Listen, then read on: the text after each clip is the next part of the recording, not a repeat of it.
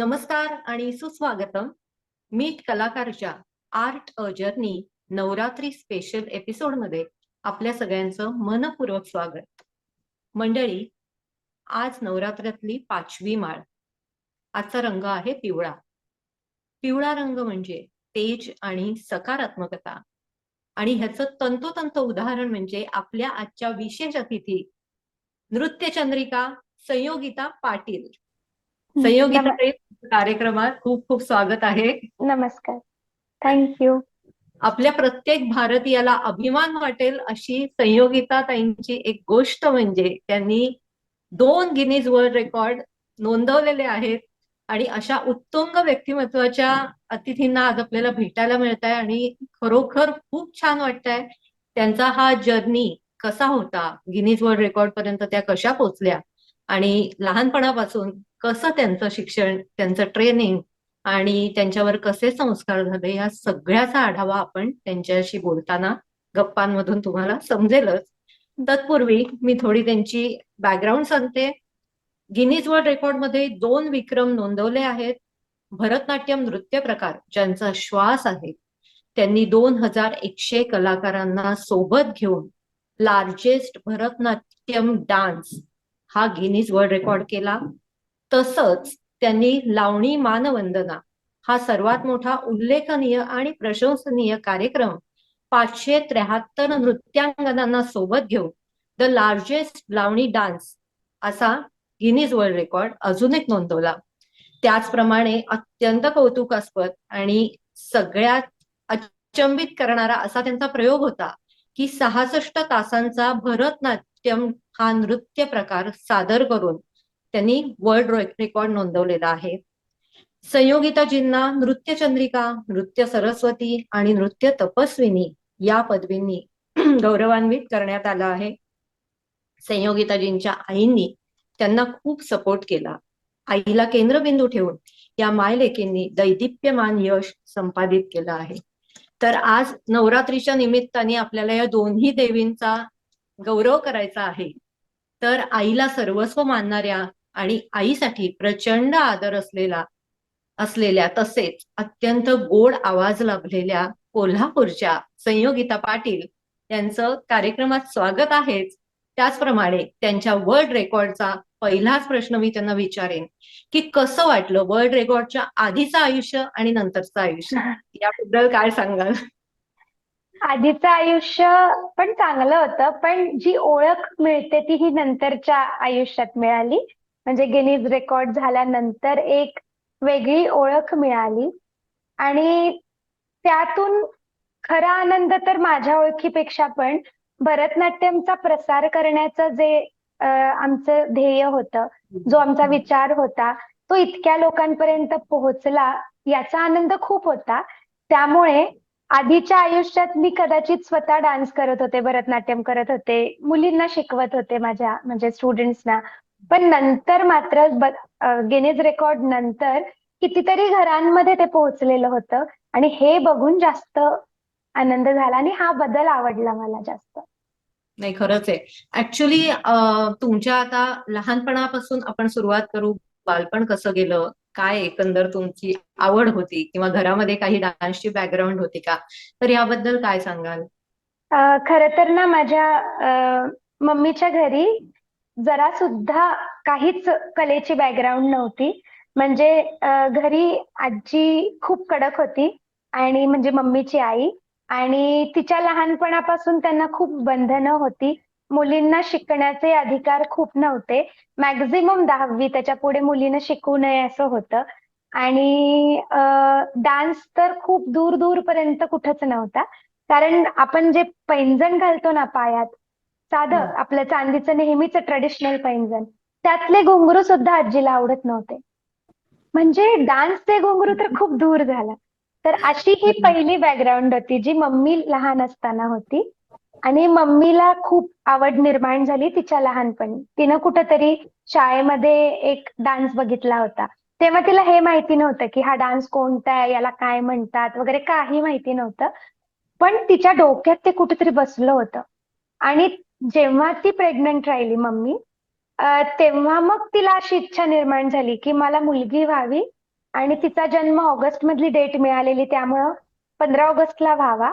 आणि मी तिला तो डान्स शिकवणार जो तिनं लहानपणी बघितला होता. आणि हे खरं झालं, तिन्ही मी झाले. 15 ऑगस्टलाच जन्म झाला माझा. आणि मी भरतनाट्यम मध्येच पुढं आले. म्हणजे आज मी जे आहे ना, हे सगळं मम्मीची विल पॉवर आणि तिने दाखवलेला मार्ग आहे. मी हे नेहमीच म्हणते, कारण हे खरं आहे की तिच्यामुळेच आज मी इथं आहे, आज तुमच्याशी पण बोलतेय. हे तिचेच कष्ट आहेत सगळे. नाही, खरंच आहे. त्यामुळे म्हणजे म्हणजे ऍक्च्युली पुण्यसुकृत जे म्हणतात ते हेच आहे की त्यांच्या पाठीशी कुठेतरी अशा शक्तीची हो. कृपा प्रसाद आहे की त्यांच्या इच्छा पूर्ण झाल्या आणि त्याचा आज तुम्हाला खूप चांगला प्रभाव तुमच्यावर आहे आणि त्याप्रमाणे तुमचं आयुष्यही चांगला चढता आलेख पुढे नेलेलं आहे तुम्ही तुमच्या आयुष्यामध्ये सुद्धा. तर तुमचा पहिला डान्स परफॉर्मन्स कधी झाला आणि तुम्ही कोणत्या वर्षी भरतनाट्यम शिकायला सुरुवात केली? हं. माझी खरं तर सुरुवात ही कथ्थकनं झाली आहे. म्हणजे मी लहान होते तेव्हा आम्ही रुईकर कॉलनीत राहायला होतो. तर मग मम्मीला वाटायचं आता डान्स शिकवायला पाहिजे आपण मुलीला. मग तेव्हा कथ्थक, भरतनाट्यम यातलं मम्मीला एवढं नॉलेज नव्हतं. त्यामुळे मग तिथे जवळ कुठला क्लास होता तर वसंतराव कुलकर्णी सरांचा क्लास होता. जे बद्रीनाथ कुलकर्णी सरांचे मोठे भाऊ आहेत, ते खूप मोठे कलाकार होते कोल्हापुरातले. तर मग सरांकडे कथ्थकला मम्मीने मला घातलं. आणि मग तिथं गेल्यानंतर एक क्लासचाच एक छोटासा कार्यक्रम होता, तो माझा पहिला कार्यक्रम. आणि मग गॅदरिंग इंदुमती शाळेत होते मी सुरुवातीला, बालवाडी ते दुसरी. तिथं मी दरवेळी गॅदरिंगला भाग घ्यायचे. तर हे सुरुवातीचे माझे कार्यक्रम आहेत.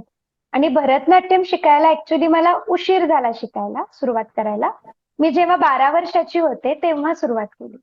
कारण मम्मी कशी सिंगल पॅरेंट होती, मी वडिलांना नाही बघितलंय, त्यामुळं मम्मीला थोडा स्ट्रगल करत करत पुढे आली ना मम्मी.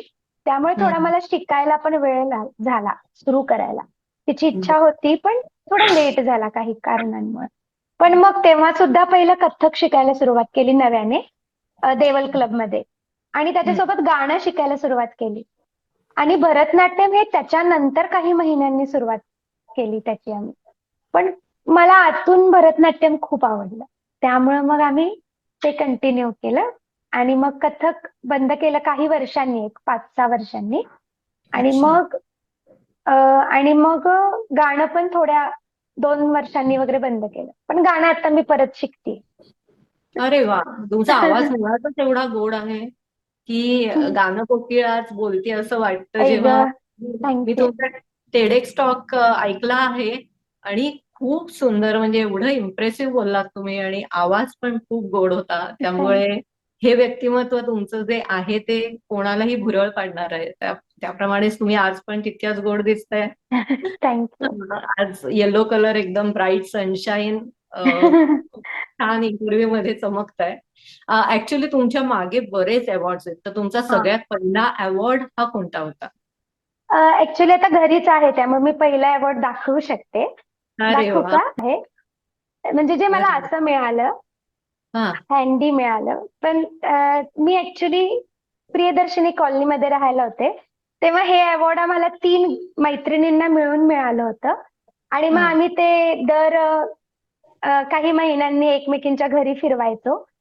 आणि मग जशी अच्छा. ती ढाल जशी ती ढाल फिरवतात ढाल फिरायची हो. मिळाले, तर तसं हे आम्ही फिरवायचो. आणि मग नंतर जेव्हा हे उपक्रम झाले 13 तास किंवा 66 तास, त्यानंतर मग त्या म्हणाल्या आता हे तुझ्याच घरी ठेव, आता याला हलवायला नको.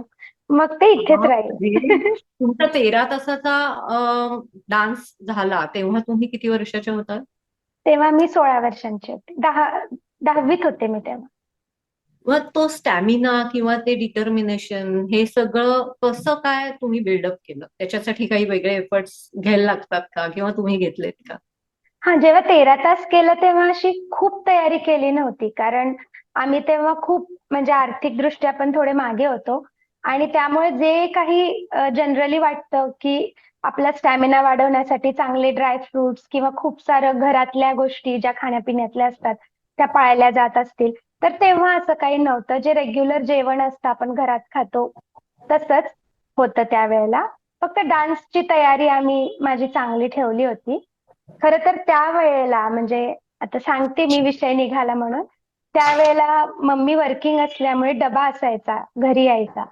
तर मग 15 रुपयाला एक डबा होता तेव्हा एका वेळचा. तर आमच्याकडे तो घ्यायला पण पैसे नसायचे तेव्हा. अरे बापरे. हो, 15 रुपये. आम्ही त्यामुळे बऱ्याचदा उपाशी पण झोपलोय, कधी वडापाव खाऊन झोपलोय. तर आणि मग कधी डबा असेल तेव्हा पूर्ण जेवण. तर अशा पद्धतीने तयारी झाली ऍक्च्युली त्या कार्यक्रमाची. पण त्यानंच कदाचित मला स्ट्रेंथ दिली आणि स्टॅमिना दिला. नाही, खरंय. म्हणजे आधी तुम्ही 13 तासाचा, नंतर अजून एक प्रयत्न होता तुमचा, आणि मग त्याच्यानंतर वर्ल्ड रेकॉर्ड 66 तासांचा. तर ते तो सगळा 13 जर्नी कसं? हा. हा 13 तासानंतर लगेचच आम्ही 66 तास केले 3 वर्षात. अच्छा. हा. हा हा ओके. भरतनाट्यम मध्ये. मध्ये एक हा. उपक्रम आला होता, मी सांगते ते. 13 तासाचा जेव्हा कार्यक्रम केला तेव्हा एक कंटिन्युअस केला होता. म्हणजे 1 मिनिट पण मी थांबले नव्हते. साईडला पण यायचे. एक डान्स संपून तेव्हा काय मी असं अडवूज असतात भरतनाट्यम मध्ये बेसिक स्टेप्स, त्या करत असायचे, ते करत असायचे. त्यामुळे बरोबर. थांबले नव्हते जरा सुद्धा. मग कार्यक्रम पूर्ण झाल्यानंतर पत्रकारांनी विचारलं की यामध्ये वर्ल्ड रेकॉर्ड आहे का, आणि किती वेळाचा आहे, आणि करणार का. तेव्हा मी खूप उत्साहात होते. त्यामुळे मी हो करणार म्हणाले. आणि मग वाव. म्हणजे हे पत्रकारांमुळे ऍक्च्युली पुढचा विचार मिळाला आम्हाला. मग तेव्हा असं वाटलं, मम्मीनं रिसर्च करायला सुरुवात केली. ती त्याच्यामध्ये खूप चांगली होती, त्यामुळे तिने रिसर्च करायला सुरुवात केली. आणि मग कळलं तिला की 55 तास तेव्हा एक डान्सचा कार्यक्रम झालाय. मग आम्ही म्हटलं ठीक आहे, 55 तास झालाय तर आपण 60 तासांचं करू. मग पुढे जाऊन कळलं की 60 तासाचं पण कुठल्या तरी वेगळ्या स्टाईलमध्ये कुणीतरी केलंय, असं ब्रेक अच्छा. ब्रेकनी का काहीतरी असं कळलं. मग ठीक आहे हं. म्हटलं, मग 65 ठरलं. मग म्हटलं 65 कशाला, मला 6 आकडा खूप आवडतो, म्हटलं 2 6 लावूया, मग 66. असं ते 66 तासाच्या कार्यक्रमाचं मग आम्ही स्वप्न बघितलं. आणि मग अरे. त्याच्यामध्ये काय झालं, माझे मामा गोव्यात होते, एक गोव्याला होते राहायला. तर तिथे एक कार्यक्रम होणार होता. तिथे पार्टी डान्स होणार होता. मग मम्मी म्हंटली 13 तासानंतर 66 तासाची झेप घेताना हा. एक्झॅक्ट काय स्टॅमिना आहे हे कळेल कसं. तर मग तोपर्यंत मामानं सांगितलेला हा कार्यक्रम, मग आम्ही ट्राय केलं की हा चला, हा तर आपण ऑर्गनाईज नाही करत आहे, नुसतं पार्टिसिपेट करायचंय. आपण जरी थकलो तरी त्यांचं नुकसान नाही होणार आहे, त्यामुळे हं. काय हरकत आहे चेक करायला स्टॅमिना काय आहे हं. स्वतःचा. म्हणून मग आम्ही त्या कार्यक्रमात मी पार्टिसिपेट केलं. आणि त्यावेळेला सगळ्यात फ्रेश राहिलेले 4 5 जण होते, शेवटी त्यात मी होते. मग मम्मीला खात्री पटली की मी 66 तास करू शकते. आणि मग आम्ही 66 तासाचं पुढं निर्णय घेतला. खूपच छान. आणि मग त्याच्यानंतर तुम्ही भरतनाट्यम 2100 नृत्यांगनांसोबत केलात, आणि तो गिनीज वर्ल्ड रेकॉर्ड मध्ये फर्स्ट तुमचं गिनीज रेकॉर्ड. वर्ल्ड रेकॉर्डची कनेक्टिव्हिटी झाली त्या हो निमित्ताने. हो. तर प्रवास आणि गिनीज वर्ल्ड रेकॉर्डला अप्रोच होताना किंवा तो रेकॉर्ड पुरा करताना काय अडचणी आल्या किंवा काय चॅलेंजेस होती? हा ऍक्च्युली त्यांना अप्रोच करताना वेळ खूप चॅलेंजिंग होती, कारण आम्ही तरी 1.5 वर्ष आधी सुरुवात केली होती त्यांच्याशी कॉन्टॅक्ट करायला. त्यामुळं आम्हाला इतकी अडचण त्या बाबतीत नाही आली की ते सगळं मामा मम्मी आणि माझा एक भाऊ आहे ते बघायचे, 3 जण बर. मिळून ते बघायचे. म्हणजे त्यांच्याशी पत्रव्यवहार करणं वगैरे वगैरे, जे पण काही आहे मेल्स करणं, कारण क्वेरी टाकण्यापासून त्यांचे रिप्लाय येईपर्यंत मध्ये साधारण 10 12 आठवडे जायचे. हं. नंतर मग दुसरा प्रश्न विचारल्यानंतर मग अजून 6 7 महिने जायचे. अशा पद्धतीनं सुरुवातीला वेळ खूप लागायचा, त्यामुळं ते एका बाजूला सुरू होतं. आणि मग नंतर नंतर स्पीड यायला लागलं जेव्हा डेट फायनल झाली किंवा बाकीच्या गोष्टी सुरू झाल्या. मग त्यांनी त्यांचा नंबर शेअर केला, मग फास्ट झालं सगळं. तरी अशा पद्धतीने त्यांच्याशी कॉन्टॅक्ट झाला. खरे ऑब्स्टॅकल्स आम्हाला आमच्या बाकी लाईफमध्ये होते, कारण एकतर कुणाला विश्वासच बसत नव्हता की कोल्हापूरमध्ये कोणी गिनीज वर्ल्ड रेकॉर्ड करेल. गिनीजचे लोक इथे येणार हे कोणाला पटतच नव्हतं. सगळेजण म्हणायचे कुणाकडेही आता एवढा मोठा कार्यक्रम करणार तर स्पॉन्सरशिप लागणार होती, खूप साऱ्या बाकीच्या हेल्प्स होत्या त्या लागणार होत्या. आणि हे काही फक्त माझ्यासाठी करत नव्हते, आम्ही एवढ्या मोठ्या ग्रुपला तयार करून करत होतो. त्यामुळे खूप गोष्टी होत्या जिथे आम्हाला सपोर्ट लागणार होता. त्यामुळे आम्ही खूप म्हणजे खूप लोकांकडे गेलो. स्पॉन्सरशिपसाठी असेल किंवा बाकी गोष्टींसाठी, पण कधी कोणी विश्वास नाही ठेवला. याचं खूप वाईट वाटलं आम्हाला, की कसं आहे, त्यांना असंच वाटायचं की कुठे होतंय गिनीज रेकॉर्ड कोल्हापुरात, शक्यच नाही. अशा परिस्थितीतनं आम्ही हळूहळू थोडं डिमोटिवेट व्हायचो, मग परत तयारीला सुरू करायचो, मग परत करायचो, आणि मग या दरम्यान अफवा पसरल्या काही, यांचा त्रास झाला आम्हाला. बापरे. अफवांचा. अफवा म्हणजे की काहीही होत्या त्या, म्हणजे त्याला काय अर्थच नाहीये, की आम्ही ती मेन बेसिक फीज असते, आम्ही काय करणार होतो, दागिने आणि ड्रेस वगैरे देणार होतो. का तर सगळ्यांचं सेम दिसावं. आता प्रत्येक जण वेगवेगळ्या ठिकाणी जाऊन घेत असेल तर दागिन्यांमध्ये फरक येणार.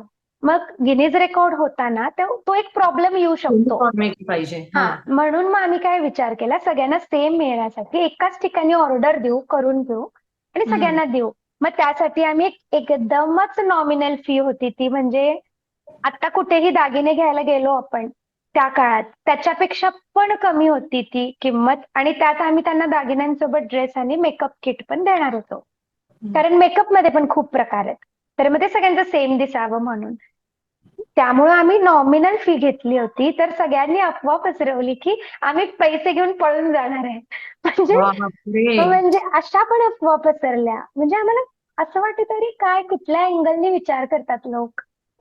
पण आणि तरी या हा, तरी आणि काय हा कार्यक्रम होणार नाही आणि कसा होतोय यासाठी पण खूप साऱ्या गोष्टी सुरू होत्या तिकडे.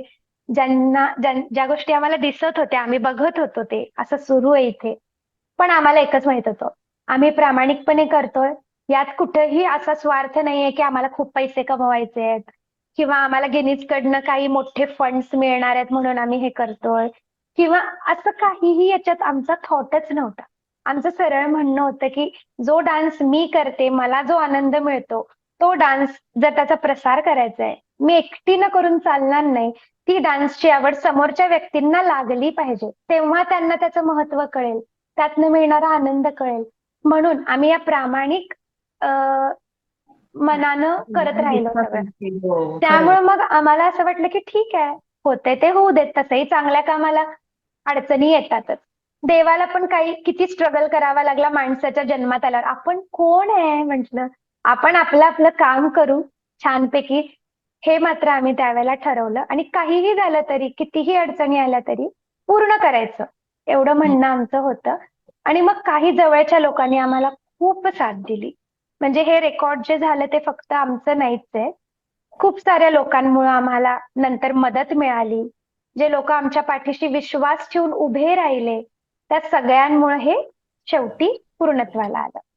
आणि हे तुम्ही आजही लक्षात ठेवलंय, आज इतक्या वर्षांनंतर सुद्धा तुमचे पाय जमिनीवर आहेत आणि त्या लोकांना तुम्ही आजही तुमच्या मनामध्ये स्थान आहे की हो, त्यांच्यामुळे. त्यांच्याशिवाय हे होऊच शकलं नसतं आणि मी कधीच नाही विसरणार. आणि ज्यांनी अशाच ज्यांनी मदत लोकांना केली देव आहे. यश देतो, अशाच लोकांच्या पाठी देव असतो, त्यांनाच यश मिळतं आणि त्याचं तुम्ही अगदी बरोबर उदाहरण आहात. तर तुम्ही या यशाचं गमक मला 3 शब्दात कसं सांगाल, काय म्हणाल? 3 शब्द अं, फक्त. मेहनत, प्रामाणिक प्रयत्न आणि सगळ्यांबद्दल प्रेम. अरे वा, खूप छान. म्हणजे माणूस मनातून चांगला असला की आपोआपच हो त्याच्याकडनं जी कृती होते ती सुद्धा चांगलीच घडत असते. हो, आणि त्यामुळे युनिवर्स हेल्प करतं ना, मग युनिव्हर्स हेल्प्स. हेल्प करतं. बरोबर आहे. तर हा तुमचा एक रेकॉर्ड पहिला झाला, त्याच्यानंतर तुम्हाला लावणीमध्ये जावं हे कसं काय वाटलं? हा, काय झालं होतं, भरतनाट्यमचं जेव्हा केलं होतं ना आम्ही, तेव्हा जेव्हा आम्ही स्पॉन्सरर्स कडे जायचो किंवा मोठे लोक होते कोल्हापुरातले त्यांच्याकडे जायचो, तेव्हा ते म्हणायचे की भरतनाट्यम तर तमिळनाडूची नृत्यशैली आहे, ही कुठं आपल्या महाराष्ट्राची आहे. मग तुम्ही बरोबर. त्याच्यासाठी एवढे प्रयत्न का करताय, आपल्या कलेसाठी करा. ऍक्च्युली माझं म्हणणं किंवा आमचं सगळ्यांचंच म्हणणं, आम्ही टीम मध्ये जे होतो, असं होतं की कला ही कला आहे. आपण तिला कशाचंही बंधन घालू शकत नाही, ना राज्याचं घालू शकत, ना जातीचं घालू शकत, ना धर्माचं घालू शकत. ही कला आहे जी मुक्त असते. त्यामुळे असा विचार कितपत बरोबर आहे मला माहिती नाही, पण मग त्यातनं आम्ही पॉझिटिव्ह घेतलं की महाराष्ट्राची जी लोककला आहे, जी राणी आहे, ती लावणी आहे. मग ठीक आहे म्हटलं, आपण आपल्या महाराष्ट्राच्या कलेसाठी मानवंदना तर नक्कीच देऊ शकतो. जसं हम्म. आपण भरतनाट्यमसाठी करतो, तसं महाराष्ट्रात राहतो तर महाराष्ट्राच्या कलेला सुद्धा आपण काहीतरी केलं पाहिजे त्याच्यासाठी. म्हणून मग आम्ही लावणी मानवंदना हा कार्यक्रम करायचं ठरवलं. मग यासाठी कारण मला हो, कारण तिथे पण एवढ्या महिलांना तुम्ही महाराष्ट्र किंवा बाकी अख्ख्या महाराष्ट्रातून तुम्ही कलाकारांना त्या गोष्टीची संधी दिली होती. हा. तर ते सगळं कसं तुम्ही म्हणजे अप्रोच कसे जातात किंवा कलाकारांचं सिलेक्शन कसं झालं? ही सगळी काय हा. प्रोसेस? लावणीसाठी म्हणाल तर आम्हाला हेमसुवर्णा मिरजकर टीचर आहेत. त्यांनी आणि मंगला विधाते टीचर या दोघींनी खूप मदत केली. कारण त्या दोघी या क्षेत्रातल्या खूप जुन्या आणि मोठ्या कलाकार आहेत. बरं त्यामुळे बरं. त्या दोघींनी आम्हाला खूप मदत केली लावणीच्या कार्यक्रमासाठी, की कशा पद्धतीनं कोरिओग्राफी पण त्यांनीच केली होती या लावणी या कार्यक्रमाची. त्यामुळे मग कशा पद्धतीनं आपण पुढं करायचंय, कोणाला बोलवायचंय वगैरे, हम्म. काय नॉर्म्स असले पाहिजे डान्समध्ये, हे सगळं त्यांनी सांगितलं. त्यानुसार आम्ही केलं. मी फक्त शिकवत होते, पण कोरिओग्राफी सगळी टीचरांची होती. आणि भरतनाट्यमच्या वेळेला कोरिओग्राफी माझी होती आणि बाकीच्यांना कॉन्टॅक्ट करण्याची जिम्मेदारी मम्मीने घेतली होती, जबाबदारी. त्यामुळे अरे वा. तिने केलं ते. हा. नाही, खरंच आहे. म्हणजे तुमचा डान्स मधला सर्वात स्ट्रॉंग पॉइंट काय आहे असं म्हणाल, किंवा आयुष्यामध्ये जगताना हा. तुम्हाला काय वाटतं की कोणती गोष्ट आपल्याला एखाद्या अचिव्हमेंट साठी पूरक असते? बऱ्याच असतात गोष्टी, पण आपण बेसिक म्हटलं तर एकतर सगळ्यात पहिलं फोकस. कारण आपला जर फोकस नसेल तर मग आपण तिथपर्यंत पोहोचू नाही शकणार. मध्ये हा रस्ता दिसला आपण तिकडे गेलो, मध्ये तो रस्ता दिसला आपण तिकडे गेलो, असं करत आपण बरोबर. भरकटत राहू. त्यामुळे हो. आपलं ध्येय काय आहे ना, तिकडे आपलं फोकस पाहिजे त्याच्यावर, की आपल्याला इथं पोहोचायचंय. मग हम्म. वाटेत कितीही मोह आले, कितीही अडचणी आल्या तरी आपण तिथं पोहोचतो. हो. जसं की आपल्याला ऑफिसला वेळेवर पोहोचायचंय, 12 वाजता पोहोचायचंय, तर आपण रस्ता बंद असला तरी दुसऱ्या रस्त्याने जातो. खड्डे असले हम्म. खड्ड्यातनं जातो, पण आपण जातो आणि त्या वेळेत हम्म. पोहोचतो. म्हणजे का तर आपलं ऑफिसचं एम असतं. तसं लाईफ मधले गोल्स पक्के असतील ना, तर त्याच्यावर फोकस पाहिजे, म्हणजे आपण लवकर पोहोचू शकतो. आणि मग त्यासाठी बऱ्याच गोष्टी आहेत. चॅलेंजेसना स्वीकारणं आहे, एकटं करण्यापेक्षा सगळ्यांना सोबत घेऊन जाणं आहे. हम्म. कारण एकटं करण्यापेक्षा सोबत असतानाचे जे अनुभव असतात, तिथं जाऊन त्या आनंदाचे क्षण एकत्र साजरे करण्याचा जो एक हे असतं, तर या गोष्टी खूप आहेत की ज्या एकत्र सगळ्यांना घेऊन आपण करू शकतो एकट्यानं करण्यापेक्षा. किंवा आपण नेहमी फक्त कुठलंही ध्येय गाठताना स्वतः फक्त स्वतःचा विचार करू नये असं मला वाटतं. विन विन सिच्युएशन पाहिजे, म्हणजे माझा पण फायदा झाला पाहिजे, समोरच्यांचा पण फायदा झाला पाहिजे. फक्त माझा हम्म. फायदा झाला पाहिजे असं नको, असं मला वाटतं. दोन्हीकडं जिंकणं पाहिजे असं. बरोबर. आज जर तुम्ही डान्सर नसतात तर तुम्ही कोण असतात? मला आर्मीत जायचं होतं खरं तर. अरे वा. मला बाप. देशासाठी काहीतरी करायची लहानपणापासून तळमळ आहे. मी झेंडा बघते तेव्हा मला खूप भरून येतं, अजूनही कितीही वेळा बघितला तरी. काहीतरी करायचंय मला आपल्या देशासाठी, म्हणून मी आर्मीत जाणार होते. पण माझी उंची तेवढी नव्हती आणि ना माझी बॉडी तशी होती, त्यामुळे मला एनसीसीत पण नाही घेतलं. त्यामुळं मी तो विषय सोडून दिला. पण निदान या निमित्तानं तरी मी ते करेन. तर मी कदाचित आर्मीमध्ये असते किंवा क्या एक कुक बात. झाले असते. कुक पण एवढं आवडतं तुम्हाला जेवण आवडतं. मला फार आवडतं. मला रेस्टॉरंट छान ओपन करायची इच्छा अजूनही आहे. बघू अरे भविष्यात वा. कधी झाली तर. तो पण गिनीज वर्ल्ड रेकॉर्ड करणार तुम्ही. खाद्य संस्कृती पोहोचवणार आपली सगळीकडे. तर कोणतीही आपण ऍक्टिव्हिटी करतो किंवा कोणतीही मोठी गोष्ट करण्यासाठी आपल्याला एकतर स्ट्रेंथ म्हणजे स्टॅमिना, फिजिकल फिटनेस, हम्म. तर त्याच्यासाठी तुम्ही काही एक्स्ट्रा मेहनत घेतली होती का? कोणते कराटे म्हणा किंवा अजून काही जिम्नॅस्टिक अशा प्रकारच्या गोष्टी, किंवा खाण्यापिण्यावर काय लक्ष दिलं होतं? हम्म. जेव्हा 66 तास केलं होतं तेव्हा आम्ही ही तयारी व्यवस्थित केली होती 1.5 वर्ष आधीपासून. कारण झेप मोठी होती, 13 तासासारखी छोटी नव्हती.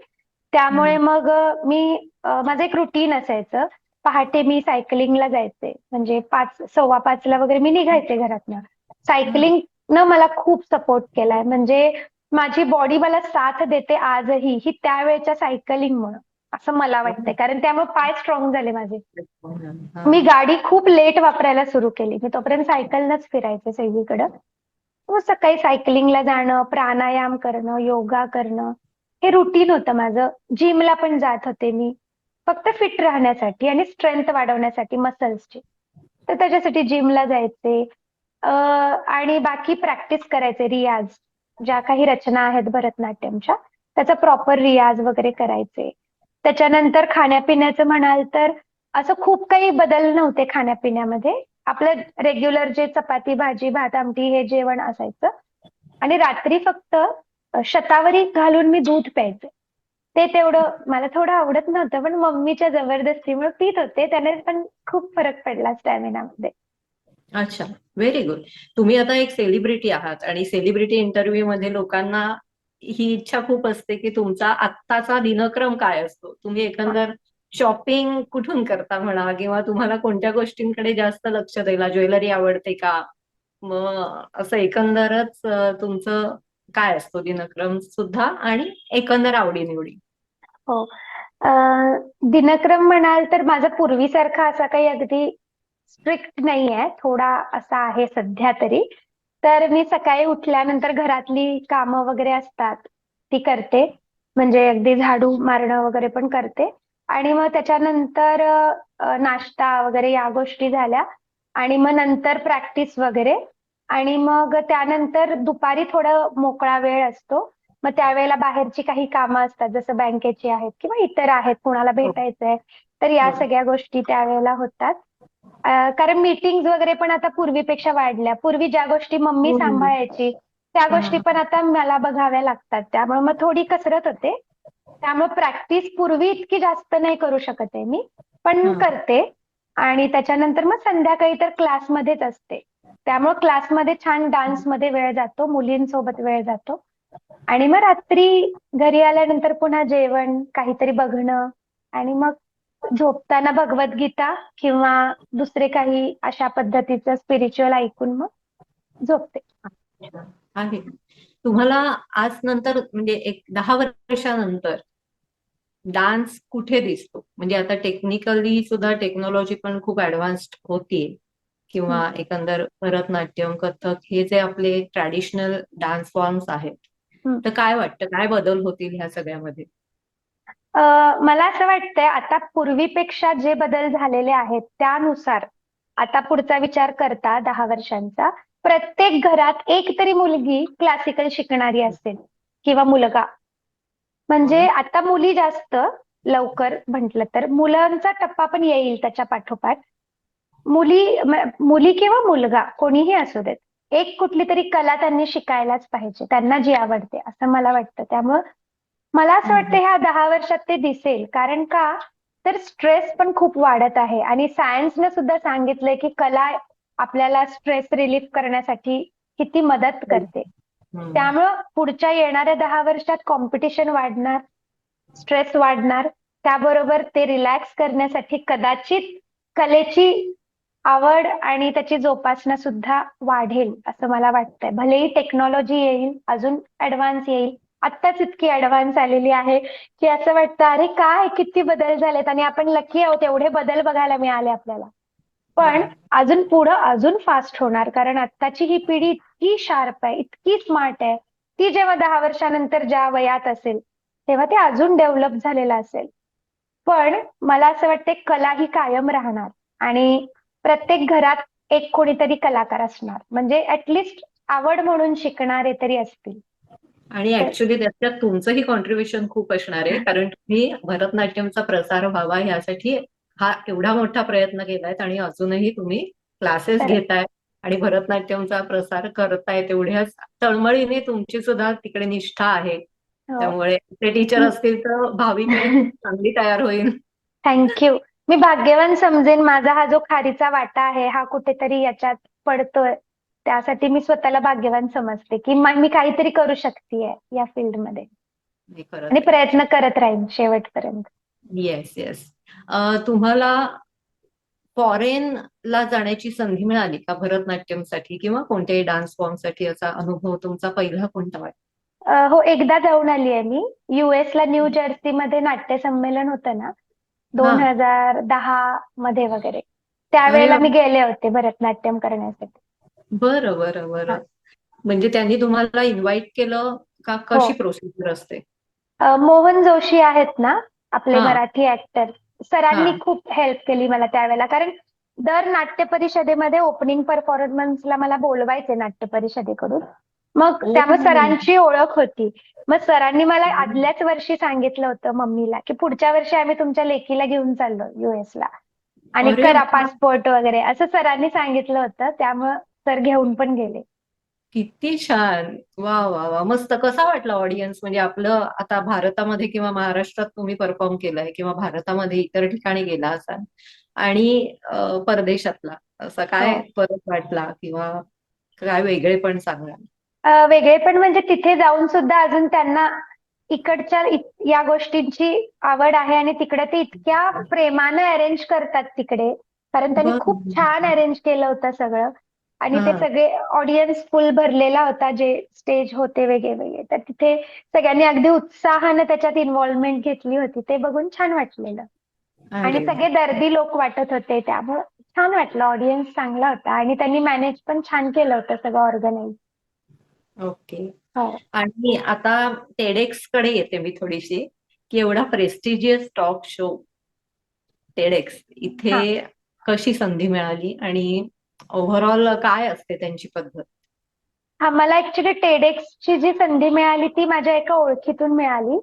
हम्म. रिद्धी म्हणून एक, आम्ही एकत्र मनालीला गेलो होतो ट्रेकिंगसाठी. त्यावेळेला हम्म. आमची ओळख झाली होती. आणि मग त्यांच्या कॉलेजमध्ये टेडेक्सचा इव्हेंट होणार होता. मधल्या वर्षात आमचा काही कॉन्टॅक्ट नव्हता.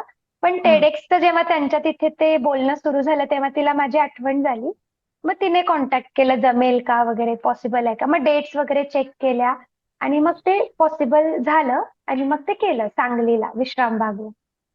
अच्छा. हा. अरे वा. मस्त. म्हणजे त्याच्यासाठी सुद्धा, कारण पूर्ण पाठांतर करून तुम्ही लहानपणी म्हणजे तुमचं शैक्षणिक हे कशी होती? म्हणजे तुम्हाला 10वी पर्यंत म्हणा किंवा त्याच्यानंतर तुमचं शिक्षण कुठे झालं? 10वी पर्यंत मी तीन शाळांमध्ये होते वेगळ्या वेगळ्या. इंदुमती माझी पहिली शाळा. त्यानंतर मी तिकडे एक शाकृपंत वालावलकर ट्रस्ट आहे त्या शाळेत होते. आणि मग हा. नंतर उषाराजेला होते. मी 10वी पर्यंत अतिशय अभ्यासू मुलगी होते. आणि शाळेत वा. तर माहिती पण नव्हतं की मी डान्स करते. मी 8वीत आल्यानंतर I love my India dance केला होता आणि त्याच्यामध्ये मी आणि माझी एक मैत्रीण आम्ही दोघींनी लीड केलं होतं. तेव्हा शाळेत कळलं की मी डान्स चांगला करते, जेव्हा मी 8वीत होते. तोपर्यंत ओहो. शाळेत, आणि मी खूप मागं असायचे, मी कधी पुढं पुढं केलं नाही. त्यामुळे मम्मी खूप रागवायची याच्याबद्दल. पण मी नेहमी मागं असायचे. आपला अभ्यास भला, आपलं घर भलं, घराच्या जवळ खेळणं एवढ्यातच असं, आणि आपले क्लास करणं, डान्स शिकणं, गाणं शिकणं, स्विमिंगला जाणं, एवढ्याच गोष्टी माझ्या असायच्या. त्यामुळे तशी मी खूप फेमस नव्हते शाळेत असताना. डान्समुळे तर बिलकुल नव्हते. डान्समध्ये जरी असले तरी मागं कुठेतरी असायचे. म्हणजे खरं वा. सांगतेय, मी मागं कुठेतरी असायचे मी डान्समध्ये शाळेत. आता मग टीचर 8वी, म्हणत असतील की हा हिरा आम्हाला दिसला कसा नाही, एवढा आमच्या शाळेतला होता आणि नाही पण लपून 8वी राहिला. नंतर सपोर्ट केला मला चांगला. जेव्हा त्यांना हा. कळलं ना की मी डान्स करते, मग क्लासला जाते वगैरे, ह्या गोष्टी जेव्हा त्यांना कळल्या तेव्हा मला, माझ्या क्लास टीचर तर होत्या, कदम टीचर, खूप सपोर्ट करायच्या. म्हणजे अगदी 10वीतच पहिल्या टर्म मध्ये मला टायफॉइड झाला होता. हम्म. आणि दुसऱ्या टर्म मध्ये तो एक रंकाळ्याचा कार्यक्रम मिळाला होता. तर त्यावेळेला खूप, म्हणजे पूर्ण वर्षभर मी अभ्यास नीट केला नव्हता आणि 10वीचं वर्ष होतं. दरवेळी मम्मी यायची की सयूला मी घेऊन जाते असं सांगायला. त्यामुळं तर त्या म्हणायच्या, अहो का असं करताय तुम्ही, तिचं 10वीचं वर्ष आहे, तिला अभ्यास करू द्या थोडा, असं म्हणायच्या टीचर. पण तरी सोडायच्या. त्यामुळे सपोर्ट मिळालाय मला शाळेतून पण. आणि त्यावेळी पहिल्या 3 नंबरांमध्ये असायचे मी 9वी पर्यंत. अरे अरे वा, हा, अभ्यासाची पण पण आवड 10वी होती. पासून नव्हते. हा, आवडायचं मला अभ्यास करायला, खूप नाही, पण जेवढं करायचे मी मनापासून करायचे, पूर्ण मनापासून करायचे. आता भरतनाट्यम शिकणाऱ्यांना किंवा कोणत्याही डान्स फॉर्म शिकणाऱ्यांना तुम्ही काय सांगाल की त्यांनी कशा प्रकारे त्या डान्स फॉर्म कडे बघावं आणि सोडू नये, म्हणजे कंटिन्यू करून पूर्णत्वाला न्यायचं. आणि तुम्हाला मी तुमच्या टेडेक्स मध्ये पण ऐकलं होतं की आईने सांगितलं होतं, ज्यात करशील त्यात एक्सलन्स कर, तू कोणत्याही हो हो फील्डमध्ये काम कर. हो. होय तर होय. त्या काय सांगाल? हा, मला असं वाटतं की कसं आहे, भरतनाट्यम किंवा कुठलीही कला पूर्वी जे शिकायचे, म्हणजे आमच्या आधीची पिढी जे मोठे आहेत खूप वयानं आता, त्यावेळेला कसं होतं, याच्याकडे बघण्याचा दृष्टिकोन साधना होता आणि एक आपली भारतीय परंपरा जपण्याचा एक विचार असायचा आणि खूप डेडिकेशन आणि खूपच समर्पणानं त्या हो. सगळ्यांनी ही कला जपली, म्हणून ती आज आपल्यापर्यंत आली. इथून पुढं मात्र पिढी हा विचार करेल की यात मला प्रॅक्टिकली फायदा काय आहे, हम्म, जो पूर्वीचा हा विचार नसायचा, पण आता विचार असू शकतो पुढे जाऊन हम्म, की मला याचा प्रॅक्टिकल बेनिफिट काय आहे. तर मी त्यांना हे सांगू इच्छिते की तुम्ही जर आता भरतनाट्यम शिकायला सुरुवात केली, तर पुढे जाऊन तुमची प्रकृती चांगली राहील, तुमचं मानसिक स्वास्थ्य चांगलं राहील, बौद्धिक क्षमता वाढते. कारण आपलं डान्समध्ये राईट आणि लेफ्ट दोन्ही बाजू सेम करतो आपण. त्यामुळे काय हम्म. होतं, राईट आणि लेफ्ट ब्रेनची जी कॅपॅसिटी आहे, जी नॉर्मली कमी जास्त असते, पण डान्स केल्यामुळे ती समान होऊ शकते किंवा दोन्ही स्ट्रॉंग होऊ शकतात. आणि याचा फायदा कुठे होणार, त्यांना अभ्यासात होणार. त्यामुळे त्यांची बौद्धिक क्षमता वाढणार. आणि हे आम्ही बघितलंय, हा, मी हे असंच नाही बोलत आहे, आम्ही आमच्या मुलींमध्ये बघितलेत हे बदल. त्यामुळे मला खात्री आहे की हे असं होतंय. त्यामुळे या सगळ्या क्षमता वाढणार, फिजिकल स्ट्रेंथ, मानसिक ताकद, विल पॉवर पण वाढते, त्याच्यानंतर बौद्धिक क्षमता, ओव्हरऑल पर्सनॅलिटी लोकांमध्ये, डेव्हलपमेंट. हा. हो, लोकांमध्ये वागण्याची पद्धत ही तुम्हाला वेगळं बनवते, युनिक बनवते. तर मग हम्म. स्वतःसाठी, स्वतःला युनिक बनवण्यासाठी किंवा स्वतःच्या या बाकीच्या बेनिफिट्ससाठी तरी ऍटलिस्ट तुम्ही हे शिका.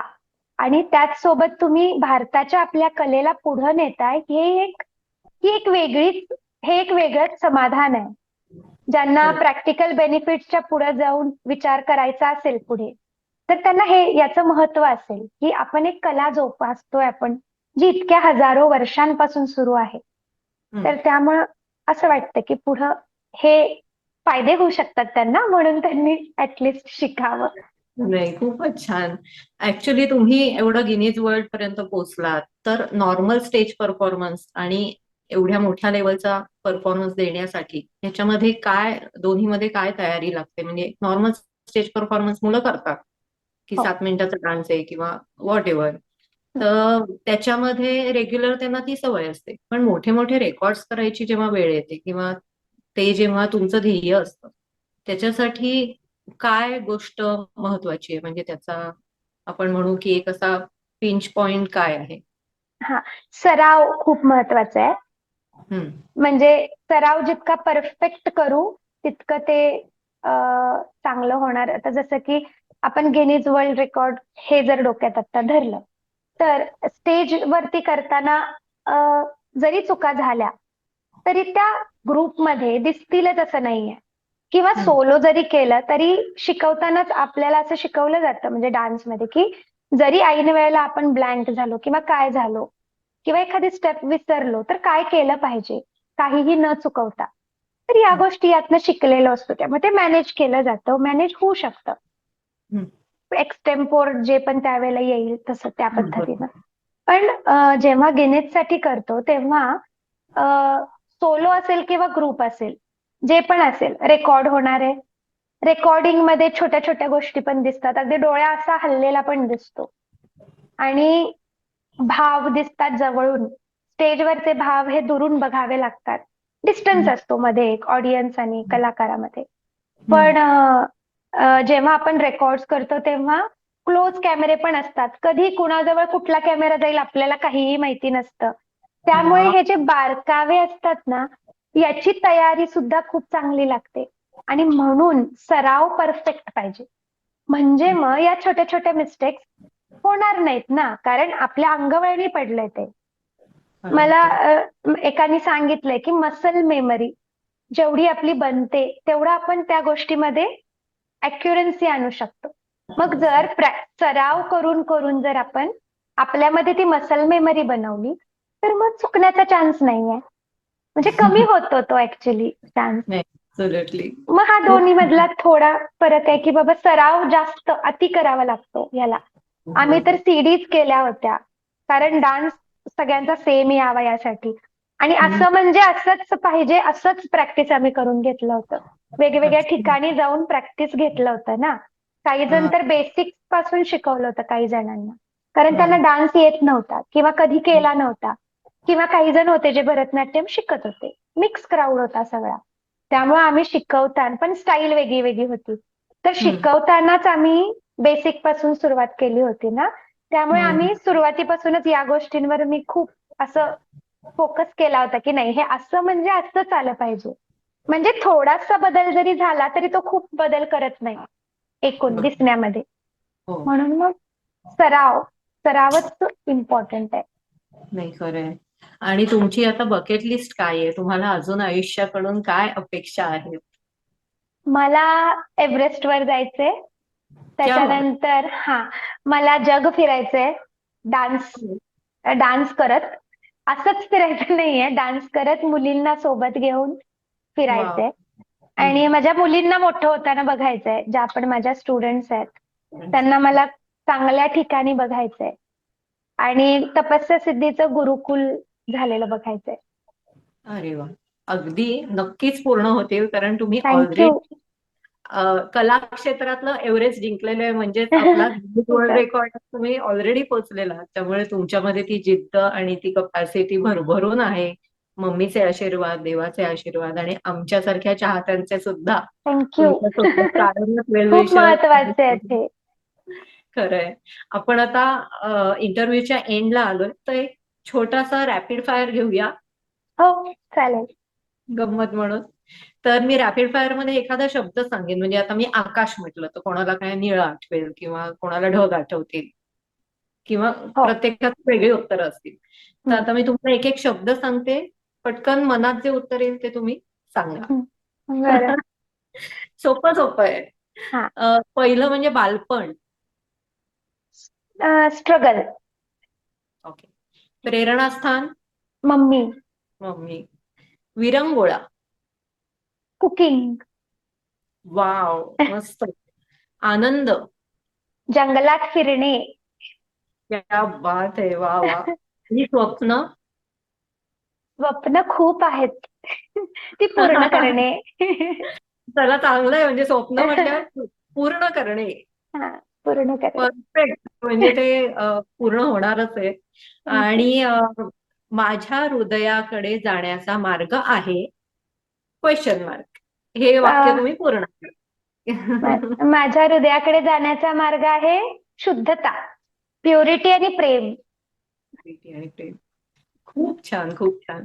तर ऍक्च्युली आपण हा नवरात्री एपिसोड करतोय आणि नवरात्रीमध्ये आपण नारी शक्ती बद्दल असतं, देवीचं नवरात्र असतं. तर एका स्त्रीमध्ये हेच सगळे गुण असतात, की वात्सल्य, समर्पण किंवा डेडिकेशन. आणि नाही म्हटलं तरी लोकांसाठी तिचा जीव तुटत असतो किंवा दुसऱ्यांसाठी सुद्धा आपण काहीतरी करावं. तर हे अशाच प्रकारच्या या सगळ्या गुणांनी तुम्ही परिपूर्ण आहात. आणि ज्याचं ध्येय उंच असेल तो झेप देखील उंचच घेत असतो, हे ज्याला माहिती आहे, अशा कलाकाराला स्काय इज द लिमिट. आणि तुम्हाला या शुभेच्छा देऊन आम्ही मीट कलाकारचा हा इंटरव्ह्यू इथे संपवतो. तुम्हाला एकच विनंती आहे, तुम्हाला अजून काही वेगळं सांगायचं असेल तरी यू आर वेलकम. मला नीट कलाकार बद्दल सांगायला आवडेल की मी खूप म्हणजे जेव्हा माझी खूप अशी ओळख नव्हती तेव्हा तुम्ही भेटला होतात. रिचाताई पण होत्या तेव्हा तेव्हा भेटले होते सगळे दोघी. तर त्यावेळेला मला खूप वेगळं आणि छान वाटलं होतं. कारण त्याआधी ज्या भेटी व्हायच्या त्या म्हणजे ऍज अ जे मला ऍडमायर करतात किंवा ज्या मुली आहेत किंवा त्यांचे पालक आहेत किंवा कोणी पॉलिटिशियन्स आहेत किंवा कोणी समाजात काम करणारे लोक आहेत. अशा अशा सर्कलमध्ये मी खूप त्यावेळेला होते, जे हम्म. चांगलं होतं, ज्यानं मला खूप मोटिवेट केलं. पण अं, म्हणजे कलाकारांकडनं आणि एक प्रोफेशनल वेनं, अगदी प्रोफेशनल नाही म्हणत आहे मी, म्हणजे मला कदाचित तो शब्द नाही मिळत आहे, पण ह्या गोष्टी सोडून एक कलेची जाण घेऊन त्या कार्याची दाद देण्यासाठी, तेव्हा काहीही ओळख नसताना, म्हणजे त्याच्यापूर्वी काही ओळख नसताना, खास त्याच्यामुळं बोलणं झालं, भेटणं झालं, त्यावेळेला जी शाबासकीची थाप त्यावेळेला मिळाली, कारण मी लहान होते तेव्हा, तर ती अजूनही मला ते कधीच मी ते विसरलेले नाही, कारण मला त्यांना मोटिवेट केलं होतं तेव्हा हम्म. मीट कलाकारनी. आणि जेव्हा ते प्रोग्राम्स गुगलवरती आलं किंवा हे सगळं बघायला छान होतं तेव्हा, त्याने मला अरे इन्स्पायर केलं अजून चांगलं काम करण्यासाठी. आणि पुन्हा जेव्हा आपलं बोलणं झालं तेव्हा इतक्या वर्षांनंतर, तेव्हा मला खूप छान वाटलं, मनापासून आनंद झाला मला जेव्हा फोन आला तेव्हा. आणि त्यामुळे आम्हाला तुम सुद्धा तुम हा आनंद आहे की एवढी गुणी कलाकार आज आपल्या मंचावर इथे येऊन आमच्याशी मनमोकळ्या गप्पा मारल्या. आणि थँक्यू. असंच तुमचं उत्तरोत्तर प्रगती हो. तर थँक्यू. धन्यवाद आणि शुभ नवरात्री. शुभ नवरात्री. आणि तुम्हाला पण मनापासून धन्यवाद.